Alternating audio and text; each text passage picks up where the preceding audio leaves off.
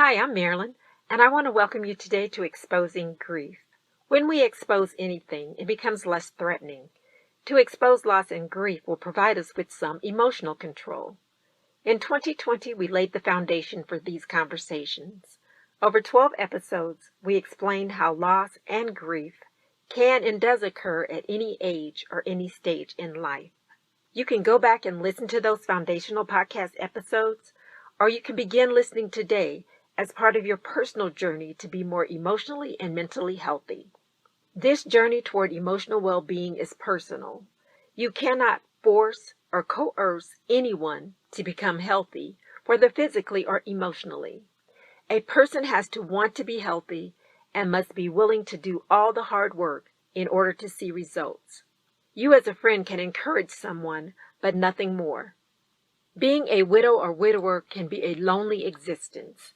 Too many people feel uncomfortable around the bereaved because of an uncertainty as to what to say or how to act or react or even how to treat the widow or widower. In some instances, things change seemingly overnight. Couples who once included the bereaved in events no longer include them for various reasons. Some of the reasons may be valid, but many are not. When was the last time you invited a widow or widower to dinner when as a couple you invited them often?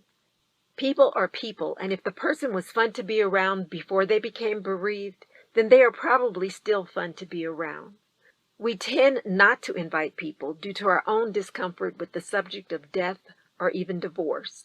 If an invitation to dinner is uncomfortable for you, invite them for coffee or a quick trip to the grocery store or convenience store. As a friend, your goal is to let the person know that you still care about them. Also, you want to let them know that they're not alone in their loss and grief. Maybe you could even offer to pick up a few items for them while you're out and about running errands. There are many ways to include those who are going through bereavement.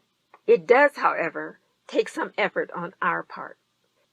Unfortunately, widows and widowers can be caught up in fraudulent schemes because they have to navigate in unfamiliar social circumstances. Their old friends were comfortable and safe. In their new single status, they can become more vulnerable, especially if they are very trusting people. We never want to be that old friend who says, "I didn't know." We will know because we will stay connected to our bereaved friends and inquire of their well-being.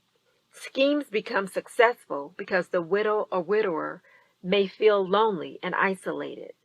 When someone loses a life partner, along with losing long-standing friendships, it can be doubly devastating.